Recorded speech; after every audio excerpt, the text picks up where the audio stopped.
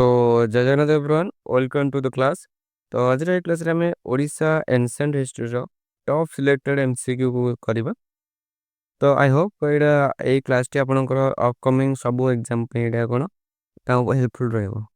तो चलंतु देरी करबने question number 1 start करबा। तो क्वेश्चन नंबर 1 आपनकर कि केउ प्राचीन ग्रंथ रे ओडिशा को प्रथम थर पे कलिंग भाबरे उल्लेख करा छै।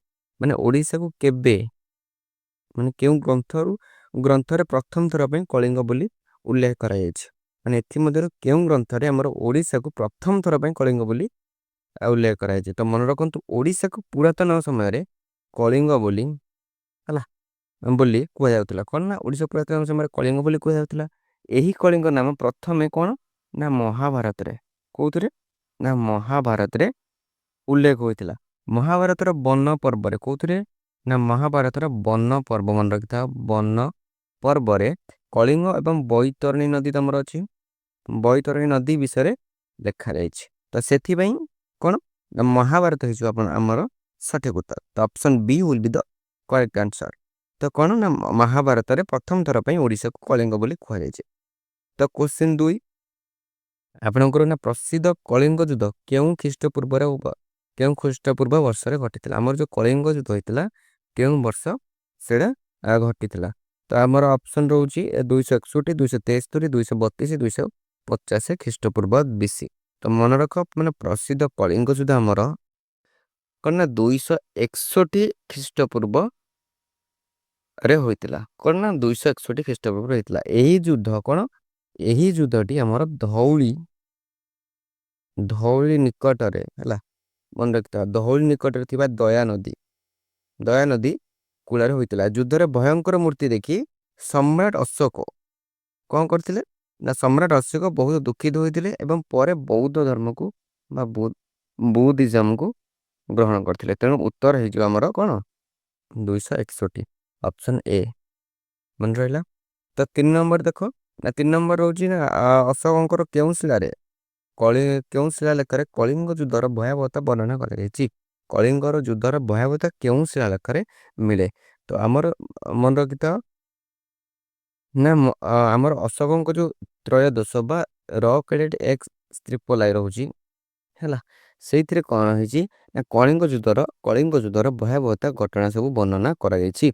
एथिरे कुआ जायछि जे 1 लाख हैला 1 लाख लोक कोन ना मरिथिले एवं 1.5 लाख लोक कोन होइथिले ना बंदी होइथिले। एही घटना परे अशोक युद्ध छाड़ी हैला ए जो घटना एही कलिंग वार परे अशोक युद्ध छाड़ी पथ कोन धर्म पथ बा बुद्धिज्म को ग्रहण करथिले। तो सठिक उत्तर हम कोन जानिले ना रॉक एडिक त्रयोदश हैला एक्स ट्रिपल आई। तो option D will be the correct answer. तो 4 नंबर कोन रहउची ना सम्राट खारबेल केउ वंशर राजा थिले। सम्राट खारबेल केउ वंशर थिले। तो मन रखिता सम्राट खारबेल हमर महामेघवाहन कोन ना महामेघवाहन वंशर राजा थिले। तो से कलिंग रे माने से कलिंगर जणे शक्तिशाली एवं प्रसिद्ध राजा थिले हैला। से जैन धर्म रु कोन ना से जैन धर्म को बहुत प्रोत्साहित करथिले। ताको कलिंगर छेदी राजा मध्य कुहा जाउतला। तो हमर उत्तर कोन जाइले मैं से केउ वंशर थिले ना महामेघवाहन मन रखते ऑप्शन सी हमर महामेघवाहन हो जिवो सठिक उत्तर। तो परवर्ती क्वेश्चन उदयगिरी हाथी गुंफा शिलालेख केउ भाषा रे लेखा जायछि। उदयगिरी जो हाथी गुंफा शिलालेख अछि सेटा केउ भाषा रे लेखा जायछि। तो मन रखता उदयगिरी रे प्रसिद्ध हाथी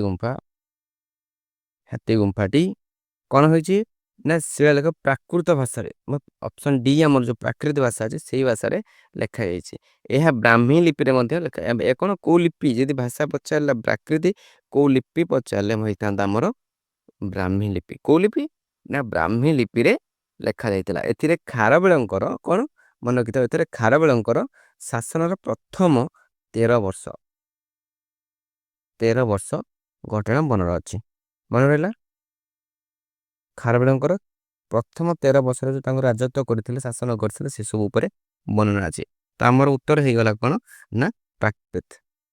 तो परवर्ती क्वेश्चन देखो टॉलेमी को द्वारा उल्लेख करा जायथिया प्राचीन बंदर पालुर आधुनिक नाम कोन।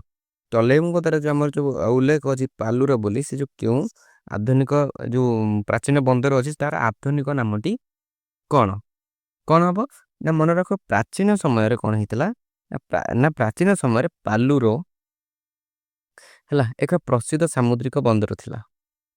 କଣ ନା ପାଲୁରଟା କଣ ଥିଲା ପ୍ରସିଦ୍ଧ ସାମୁଦ୍ରିକ ବନ୍ଦର ଥିଲା। ଏହା କେଉଁଠାରେ ନା ଏହା ଗଞ୍ଜାମ ଜିଲ୍ଲାର କହିଲେ ନା ଏ ଗଞ୍ଜାମ ଜିଲ୍ଲାରେ ଅବସ୍ଥିତ ଥିଲା। କୋଉଠି ନା ଏହା ଗଞ୍ଜାମ ଜିଲ୍ଲାରେ ଅବସ୍ଥିତ ଥିଲା ଏବଂ ଦକ୍ଷିଣ ପୂର୍ବ ଏସିଆକୁ କୋଉଥିରେ ନା ଦକ୍ଷିଣ ପୂର୍ବ ଏସିଆକୁ ଯାଉଥିବା ଜାହାଜ ମାନଙ୍କ ପାଇଁ ବହୁତ ଗୁରୁତ୍ୱପୂର୍ଣ୍ଣ ଥିଲା ହେଲା। ତ ଆଉ କଣ ନା ବର୍ତ୍ତମାନ ଏହି ସ୍ଥାନକୁ ଗୋପାଳପୁର କୁହାଯାଏ। ତ ଏଇ ଯୋଉ ପ୍ରାଚୀନ ନାମ ଥିଲା ପାଲୁର ତାକୁ ବର୍ତ୍ତମାନ ଆମେ କଣ କହୁଛେ ଆଧୁନିକ ମଡର୍ନ ନେମ୍ ଆମେ କହିଲେ କଣ ହବ ନା ଗୋପାଳପୁର। ତ ଆମର ଅପସନ କୋଉଠି ଗୋପାଳପୁର ଅଛି ନା ଅପସନ ବି ରେ ଅଛି ଗୋପାଳପୁର। ତ option B will be the correct answer. ତ 7 ନମ୍ବର ଦେଖ 7 ନମ୍ବର କହିଲା ନା ପ୍ରାଚୀନ ଓଡ଼ିଶାର ଏକ ଗୁରୁତ୍ୱପୂର୍ଣ୍ଣ ପ୍ରତ୍ନତାତ୍ତ୍ୱିକ ସ୍ଥଳ ଅସୁରଗଡ଼ ଦୁର୍ଗ କେଉଁ ଜିଲ୍ଲାରେ ଅବସ୍ଥିତ। ଆମର ଯୋଉ ଅଛି ଗୁରୁତ୍ୱପୂର୍ଣ୍ଣ ପ୍ରତ୍ନତାନ୍ତ୍ରିକ ସ୍ଥଳ ଅସୁରଗଡ଼ ବୋଲି ସେ ଯୋଉ ଦୁର୍ଗଟା ଅଛି କେଉଁ ଜିଲ୍ଲାରେ ଅବସ୍ଥିତ ପଚାରିଲା। ଆପଣଙ୍କର ଅପସନ ରହୁଛି ବଲାଙ୍ଗୀର ନା କଳାହାଣ୍ଡି ନା ସମ୍ବଲପୁର ନା କୋରାପୁଟ। ଏଥିମଧ୍ୟରୁ କେଉଁ ଜିଲ୍ଲାରେ ଅସୁରଗଡ଼ ଦୁର୍ଗ ଅବସ୍ଥିତ। କଣ ନା ଅସୁରଗଡ଼ ହଉଛି ଆମର ଓଡ଼ିଶାର ଏକ ପ୍ରାଚୀନ ପ୍ରତ୍ନତାନ୍ତ୍ରିକ ସ୍ଥଳ ଆମେ ସମସ୍ତେ ଜାଣିଛେ। ତ ଏହା କଳାହାଣ୍ଡି ଜିଲ୍ଲାରେ ଅବସ୍ଥିତ। କେଉଁ ହାଣ୍ଡି ନା କଳାହାଣ୍ଡି ଜିଲ୍ଲାରେ ଅବସ୍ଥିତ। ଏହାକୁ ଓଡ଼ିଶାର ସବୁଠାରୁ ପୁରୁଣା ନଗର ବସତି ମଧ୍ୟରୁ ଜଣାଶୁଣା ହେଲା। ସବୁଠୁ ପୁରୁଣା ନଗର ହେଲା ବସତି ମାନଙ୍କ ମଧ୍ୟରୁ ଗଣାଯାଏ। ଏହି ସ୍ଥାନ ଦକ୍ଷିଣ କୋଶଳ କଣ ମନେ ରଖ ଏହି ସ୍ଥାନ ଦକ୍ଷିଣ କୋଶଳ ଆଉ କଳିଙ୍ଗକୁ ସଂଯୋଗ କରୁଥିବା ମୁଖ୍ୟ ରାସ୍ତା ଥିଲା। ତ ଏହା ହେଉଛି କେଉଁ ଜିଲ୍ଲା ଯେ ନା କଳାହାଣ୍ଡି। ତ ଅପସନ କଳାହାଣ୍ଡି କୋଉଠି ନା ଅପସନ ବି ହବ ଆମର ସଠିକ ଉତ୍ତର। ତ ତା ପରବର୍ତ୍ତୀ କ୍ୱେଶ୍ଚିନ୍ ନା ସପ୍ତମ ଶତାବ୍ଦୀରେ କେଉଁ ପ୍ରସିଦ୍ଧ ରାଜା କେଉଁ ପ୍ରସିଦ୍ଧ ଚୀନ ପରିବ୍ରାଜକ ଓଡ଼ିଶା ଉଟୁ ପରିଦର୍ଶନ କରିଥିଲେ। ସପ୍ତମ ଶତାବ୍ଦୀରେ ମାନେ 7th ସେଞ୍ଚୁରୀ ଏଡିରେ କେଉଁ ପ୍ରସିଦ୍ଧ ଚୀନ ଟ୍ରାଭେଲର ଓଡ଼ିଶାକୁ ଭିଜିଟ କରିଥିଲେ। ତ ଆମର କଣ ନା ସପ୍ତମ ଶତାବ୍ଦୀରେ ମନେ ରଖ ପ୍ରସିଦ୍ଧ ଚୀନ ଟ୍ରାଭେଲର ହୁଏନ୍ସା କଣ ନା ହୁଏନ୍ସା କଣ ଓଡ଼ିଶାକୁ ପରିଦର୍ଶନ କରିଥିଲେ। ସେ କଣ ନା ସେ ହଉଛନ୍ତି ରାଜା ହର୍ଷବର୍ଦ୍ଧନଙ୍କ ଶାସନ ସମୟରେ ଭାରତ ଆସିଥିଲେ। ଯଦି ପଚରାଯାଏ କେଉଁ ରାଜାଙ୍କ ସମୟରେ ଭାରତ ଆସିଥିଲେ ତ ମନେ ରଖିଥାଅ ସେ ରାଜା ହର୍ଷବର୍ଦ୍ଧନଙ୍କ ଶାସନ ସମୟରେ ଭାରତକୁ ଆସିଥିଲେ।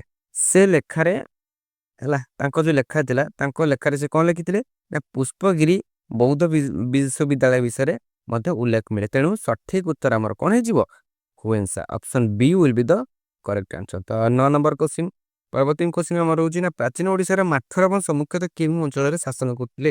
ପ୍ରାଚୀନ ଓଡ଼ିଶାର ମାଠର ବଂଶ ମୁଖ୍ୟତଃ କେଉଁ ଅଞ୍ଚଳରେ ଶାସନ କରୁଥିଲେ। ଆମର ଯୋଉ ମାଠର ଡାଇନେଷ୍ଟି ଥିଲେ ଅଫ ଏନସେଣ୍ଟ ଓଡ଼ିଶା ସେମାନେ ଓଡ଼ିଶାର ମାନେ କେଉଁ ଅଞ୍ଚଳରେ ଶାସନ କରୁଥିଲା। ମନେ ରଖ ମାଠର ବଂଶ ପ୍ରାଚୀନ କଳିଙ୍ଗରେ ଶାସନ କରୁଥିଲେ। ପ୍ରାଚୀନ କଳିଙ୍ଗରେ ଶାସନ କରୁଥିଲେ।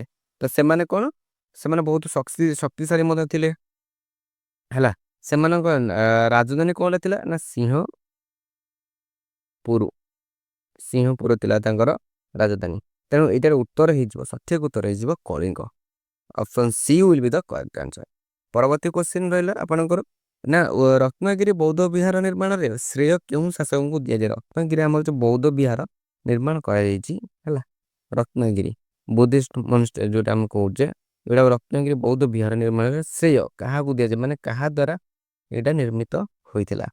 କଣ ହବ ତ ମନେ ରଖିଥାଉ ରତ୍ନଗିରି ବୌଦ୍ଧ ବିହାର ନିର୍ମାଣର ଶ୍ରେୟ କାହାକୁ ଯାଏ ନା ଭୌମକରଙ୍କୁ ଯାଏ। କଣ ନା ରତ୍ନଗିରି ଲଳିତଗିରି ଏବଂ ଉଦୟଗିରି ମିଶି ଓଡ଼ିଶାର ପ୍ରସିଦ୍ଧ ମନେ ରଖିଥାଉ କୋଉ ଗିରି ନା ରତ୍ନଗିରି ଲଳିତଗିରି ଆଉ ଉଦୟଗିରି ମିଶି ପ୍ରସିଦ୍ଧ ଡାଇମଣ୍ଡ ଟ୍ରାଇଙ୍ଗଲ ଆମର ଯୋଉ ଅଛି ଓଡ଼ିଶାର କଣ ଡାଇମଣ୍ଡ ଟ୍ରାଇଙ୍ଗଲ ଏମାନେ ଗଠନ କରନ୍ତି। କିଏ ଆଉଥରେ ଲଳିତଗିରି ରତ୍ନଗିରି ଆଉ ହଉଛି ଉଦୟଗିରି। ତ ଭୌମକର ବଂଶ ମହାଯାନ ଆମର ଯୋଉ ଭୌମକର ବଂଶ ମହାଯାନ ଏବଂ ବଜ୍ରଯାନ ବୌଦ୍ଧ ଧର୍ମକୁ ବହୁତ ପ୍ରୋତ୍ସାହିତ କରୁଥିଲେ। ତ ସଠିକ ଉତ୍ତର ଆମର ହେଇଯିବ କଣ ନା Bhaumakara. Option B will be the correct answer.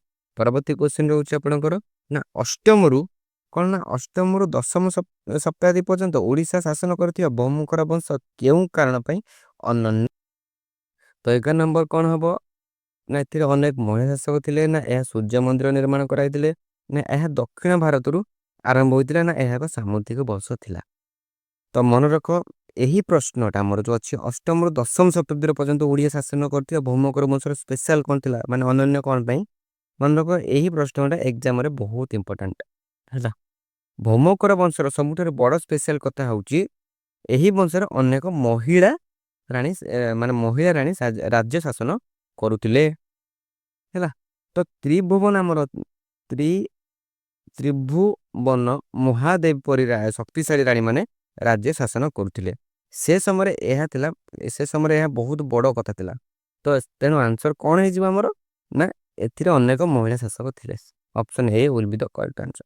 तो 12 नंबर देख ना ओडिशार मंदिर स्थापत्य सुवर्ण युग भाव में केउ वंश जनाशुना ओडिशार मंदिर स्थापत्यर सुवर्ण युग भाव में केउ वंश आमर जनाशुना माने गोल्डन एज जोड़ा आम कहूचे केउ वंश जनाशुना केउ वंश जनाशुना। तो आमर क्वेश्चन 12 कौन है ना सीधा आंसर सुवर्ण युग कहले आमर कौन है मन रखी था ना सोमवंशी। को वंशी ना सोमवंशी। सोमवंशी आमर option B will be the correct answer. कौन भाई ना यही वंश लिंगराज लिंगराज मंदिर आमर अच्छी मुक्तेश्वर परी कौन भव्य मंदिर निर्माण करते बहुत भल भल भल मंदिर आम जो लिंगराज अच्छी मुक्तेश्वर अच्छी ये सब मंदिर से माने से वंश लोक से वंशर राजा राजा माने ये करते बनई। तो यही राजा माने कलिंग मन कि कलिंग उत्कल और कौशल को एकत्र करते। तेणु मन रखु गोल्डन एज कहले आमर कौन है ना Somavamshi dynasty. Option B will be the correct answer. तो 13 नंबर क्वेश्चन रहउची ना कंगद शासन करथिबा शैलभ वंशर प्रतिष्ठाता किए थिले। कंगद शासन करथिबा शैलभ जो अछंती तांकर प्रतिष्ठाता बा वंशर प्रतिष्ठाता बोली काहा को जाय। तो मन रख कंगद अंचल रे शासक करथिबा शैलभ वंशर प्रतिष्ठा थिले किए ना रणभित्त रणस्मित हला किए ना रणभित्त तांकर राजधानी बांकुदपुर थिला। ए जो राजधानी कौन थिला ना बांकुदपुर थिला है। तो ये है अपन उत्तर कौन जो ना रणभित्त। Option B will be the correct answer. तो 14 नंबर कौन 14 नंबर कौन रहा ना बलांगीर रणीपुर झरियाल मंदिर समूह क्यों संप्रदाय प्रसिद्ध। कौन ना रणीपुर जो आमर अच्छे रणीपुर झरियाल है झरियाल कहीं फेमस पचारा। तो मन रखु बलांगीर रणीपुर झरियाल फेमस होमर 64 जोगिनी जोगिनी मंदिर प्रसिद्ध कौन पे फेमस ना 64 जोगिनी मंदिर फेमस। यह कौन गोलाकार सेप और रेयर टेम्पल बहुत है। ओडिशा रे एमिति केवल दुईटी फेमस टेम्पल अच्छी योगिनी टेम्पल फेमस योगिनी टेम्पल अच्छी जोटा कि कौन अन्यटी एटा तो है गोटे 64 योगिनी टेम्पल अच्छी आउ गोटे हूँ आमर कौन ना आमर यहाँ हो कौन हीरापुर जो अच्छे आमर हीरापुर ठारे जो मंदिर अच्छे ସେଇଟା ହେଇଯିବ ଆମର ସଠିକ ଉତ୍ତର। ତ ଏଇଟା କଣ ଯୋଉଠି ପଚାରିଲି ବଲାଙ୍ଗୀର ଯୋଉ କଥା ପଚାରିଛି ତ ଆମର ଏଇଟା ହେଇଯିବ 64। ତ option C will be the correct answer. ତ 15 ନମ୍ବର କ୍ୱେଶ୍ଚିନ୍ କଣ ହବ ନା 15 ନମ୍ବର ପଚାରିଲା ନା ପାଣିନିଙ୍କ ଅଷ୍ଟାଧ୍ୟାୟର କଳିଙ୍ଗରେ କେଉଁ ପ୍ରାଚୀନ ରାଜାଙ୍କ ବିଷୟରେ ଉଲ୍ଲେଖ କରାଯାଇଛି। ନା କ୍ୱେଶ୍ଚିନ୍ ନମ୍ବର 15 ପାଣିନିଙ୍କ ଅଷ୍ଟାଧ୍ୟାୟରେ କଳିଙ୍ଗରେ କେଉଁ ପ୍ରାଚୀନ ରାଜାଙ୍କ ବିଷୟରେ ଉଲ୍ଲେଖ କରାଯାଇଛି। ତ ଆପଣଙ୍କର ଅପସନ୍ ରହୁଛି ଖାରବେଳ ନା ଅଶୋକ ନା ଚିତ୍ରାଙ୍ଗଦା ନା ବ୍ରହ୍ମଦତ୍ତ। ତ ମନେ ରଖ ନା ପାଣିନିଙ୍କର ଫେମସ୍ ଗ୍ରାମାର ବୁକ୍ ଅଷ୍ଟାଧ୍ୟାୟୀ ଯୋଉ ଅଛି ଆମର କଣ ନା ଫେମସ୍ ଗ୍ରାମାର ବୁକ୍ ଅଷ୍ଟାଧ୍ୟାୟୀ ଆମର ଯୋଉଟା ଅଛି ସେଥିରେ କଳିଙ୍ଗର ରାଜା ବ୍ରହ୍ମଦତ୍ତ କୋଉ ଦତ୍ତ ନା ବ୍ରହ୍ମଦତ୍ତ ବିଷୟରେ ଉଲ୍ଲେଖ ମିଳେ। ତ ଏଠାରୁ ଆମେ କଳିଙ୍ଗର ପୁରୁଣା ହିଷ୍ଟ୍ରି ବିଷୟରେ ମଧ୍ୟ ଜାଣିପାରୁ। କଣ ହବ ତାହେଲେ ନା ବ୍ରହ୍ମଦତ୍ତ ବିଷୟରେ ଉଲ୍ଲେଖ ଅଛି କୋଉଥିରେ ନା ପାଣିନିଙ୍କର ଫେମସ୍ କଣ ଗ୍ରାମାର ବୁକ୍ ରେ। ତ ଅପସନ୍ ଡି ଆମର ରହୁଛି ବ୍ରହ୍ମଦତ୍ତ ହେଇଯିବ ଆମର ସଠିକ ଉତ୍ତର। ତ 16 ନମ୍ବର ନା କେଉଁ ସମବଂଶୀ ରାଜା ତାଙ୍କ ରାଜଧାନୀକୁ ବିନୀତପୁରରୁ କଣ ଯଜାତି ନଗର କୁ ସ୍ଥାନାନ୍ତରିତ କରିଥିଲେ। କେଉଁ ସମବଂଶୀ ରାଜା ତାଙ୍କ ରାଜଧାନୀକୁ ବିନୀତପୁରରୁ ଯଜାତି ବା ଯାଜପୁରକୁ ସ୍ଥାନାନ୍ତରିତ କରିଥିଲେ। ତ ଆମର କଣ ହବ ନା ସୋମବଂଶୀ ରାଜା ହେଇଯିବ କିଏ ସୋମବଂଶୀ ରାଜା ପ୍ରଥମ ଯଜାତି କିଏ ନା ପ୍ରଥମ ଯଜାତି ତାଙ୍କ ରାଜଧାନୀକୁ କଣ କରିଥିଲେ ଯାଜପୁରକୁ ସିଫ୍ଟ କରିଥିଲେ। କିଏ ନା ପ୍ରଥମ ଯଜାତି ହେଲା। ତ option A will be the correct answer. ମନେ ରହିଲା ପ୍ରଥମ ଯଯାତି ଯିଏ ଥିଲେ କି ତାଙ୍କ ରାଜଧାନୀ ଦିନିକା ଋଷି ଯାଜପୁରକୁ ସିଫ୍ଟ କରିଥିଲେ। ତ ସେ କ'ଣ କରିଥିଲେ ଆଉ ସେ ଯାଜପୁରରେ ଫେମସ୍ ଦଶା ଦଶା ଦଶାଶ୍ୱମେଧ ବୋଧେ, ହଁ ଦଶାଶ୍ୱମେଧ ଯଜ୍ଞ ମଧ୍ୟ କରିଥିଲେ। ତ ଏକ୍ଜାମ ଏଇଟା ବହୁତ ଇମ୍ପୋର୍ଟାଣ୍ଟ କୋଶ୍ଚିନ୍ ଏଇଟା ମନେ ରହିଲା। ତ କିଏ କରିଥିଲେ ନା ପ୍ରଥମ ଯଯାତି। ତ 7 ନମ୍ବର କୋଶ୍ଚିନ୍ ନା ମଗଧର ନନ୍ଦବଂଶ ଅଶୋକଙ୍କ ପୂର୍ବରୁ କଳିଙ୍ଗ ଆକ୍ରମଣ କରିଥିଲେ। ସେହି ନନ୍ଦ ରାଜା କିଏ ଥିଲେ? ମଗଧର ନନ୍ଦବଂଶ ଅଶୋକଙ୍କ ପୂର୍ବରୁ କଳିଙ୍ଗ ଆକ୍ରମଣ କରିଥିଲେ ହେଲା। ତ ସେ ଯେଉଁ ନନ୍ଦ ରାଜାଟା କିଏ ଥିଲେ? ତ 7 ନମ୍ବର କ'ଣ ହବ ନା ମନେ ରଖ ନା ସାଧାରଣତଃ ସମସ୍ତେ ଅଶୋକଙ୍କ କଥା ଜାଣନ୍ତି ନାଇଁ, ସାଧାରଣତଃ କ'ଣ ସମସ୍ତେ ଅଶୋକଙ୍କ କଥା ଜାଣନ୍ତି, କିନ୍ତୁ ଅଶୋକଙ୍କ ପୂର୍ବରୁ ମଧ୍ୟ କଳିଙ୍ଗର ଆକ୍ରମଣ ହୋଇଥିଲା। ଆମେ ସମସ୍ତେ କଳିଙ୍ଗ ଯୁଦ୍ଧ ବିଷୟରେ କେବଳ ଜାଣିଛେ 261 BC ଦୟାନନ୍ଦ କୂଳରେ ହେଇଥିଲା, କିନ୍ତୁ ତାଙ୍କ ପୂର୍ବରୁ ବି କଳିଙ୍ଗ ଆକ୍ରମଣ ହୋଇଥିଲା ଅନ୍ୟ ବିଭିନ୍ନ ପ୍ରକାର ରାଜାମାନଙ୍କ ଦ୍ୱାରା। ତ ଆମେ ସମସ୍ତେ କ'ଣ ଅଶୋକଙ୍କ କଥା ଜାଣିଛେ, କିନ୍ତୁ ଅଶୋକଙ୍କ ପୂର୍ବରୁ କଳିଙ୍ଗ ଆକ୍ରମଣ ମଧ୍ୟ ହୋଇଥିଲା। ସେହି ନନ୍ଦ ରାଜା ଥିଲେ କିଏ ନା ମହାପଦ୍ମନନ୍ଦ। କିଏ ନା ମହାପଦ୍ମନନ୍ଦ ଥିଲେ ନନ୍ଦର ସେଇ ରାଜା ଯିଏକି କ'ଣ ନା ଅଶୋକଙ୍କ ପୂର୍ବରୁ କଳିଙ୍ଗକୁ ଆକ୍ରମଣ କରିଥିଲେ। ତ ସଠିକ ଉତ୍ତର ଆମର କ'ଣ ହେଇଯିବ ନା Mahapadmananda. Option B will be the correct answer. ତ 18 ନମ୍ବର କ'ଣ ମୌର୍ୟମାନଙ୍କ ଅଧ୍ୟାୟରେ କଳିଙ୍ଗ ପ୍ରଦେଶର ରାଜଧାନୀ ତୋଷାଳୀ ଥିଲା। ଏହାର ଆଧୁନିକ ପରିଚୟ କ'ଣ? ଯେଉଁ ମୌର୍ୟ ମାନଙ୍କ ମଧ୍ୟରେ ଅଧୀନରେ କଳିଙ୍ଗ ପ୍ରଦେଶର ରାଜଧାନୀ ତୋଷାଳୀ ଥିଲା, ଏହାର ଆଧୁନିକ ପରିଚୟ କ'ଣ? ଅପସନ୍ ଏ ଆପଣଙ୍କର ଶିଶୁପାଳଗଡ଼ ନା ଧଉଳି ନା ଜଉଗଡ଼ ନା କୋଣାର୍କ। କୋଶ୍ଚିନ୍ 18 କ'ଣ ହବ ସଠିକ ଉତ୍ତର ମନେ ରଖ ନା ମୌର୍ୟାନ ଯେଉଁ ଆମର ଅଛି, ଯେଉଁ ଆଡମିନିଷ୍ଟ୍ରେସନ ଅଛି ମୌର୍ୟର ତୋଷାଳୀ କ'ଣ ନା ତୋଷାଳୀ ତାର ଏକ ଇମ୍ପୋର୍ଟାଣ୍ଟ କ୍ୟାପିଟାଲ ଥିଲା। ଆଜିର ଧଉଳିକୁ ସେତେବେଳେ କ'ଣ କୁହାଯାଉଥିଲା? ତୋଷାଳୀ ବୋଲି କୁହାଯାଉଥିଲା। ତ କାହାକୁ ନା ଆଜିର ଧଉଳିକୁ ଆମେ ସେ ପ୍ରାଚୀନ କାଳରେ କ'ଣ କହୁଥିଲେ ନା ତୋଷାଳୀ ବୋଲି ଉଲ୍ଲେଖ କରିଥିଲେ। ତ ଆମର ସଠିକ ଉତ୍ତର କ'ଣ ହେଇଯିବ ନା option B will be the correct answer ହେଲା। ଏଇଟା କୋଉଠି ଉଲ୍ଲେଖ ଯଦି ପଚାରିବ ନା ଅଶୋକଙ୍କର ଫେମସ୍ ରକ୍ ଏଡିକ୍ଟରେ ଉଲ୍ଲେଖ ଅଛି ରହିଲା। ତ 19 ନା ବୌଦ୍ଧ ଧର୍ମର ପୃଷ୍ଠପୋଷକତା କେଉଁ ପାଇଁ ଓଡ଼ିଶାର ଦ୍ୱିତୀୟ ଅଶୋକ କୁହାଯାଏ? ବୌଦ୍ଧ ଧର୍ମର ପୃଷ୍ଠପୋଷକତା ପାଇଁ କାହାକୁ ଓଡ଼ିଶାର ଦ୍ୱିତୀୟ ଅଶୋକ କୁହାଯାଏ? ମନେ ରଖିଥାଅ ବୌଦ୍ଧ ଧର୍ମର ପ୍ରଚାର ପାଇଁ ପ୍ରଥମ ଶୁଭ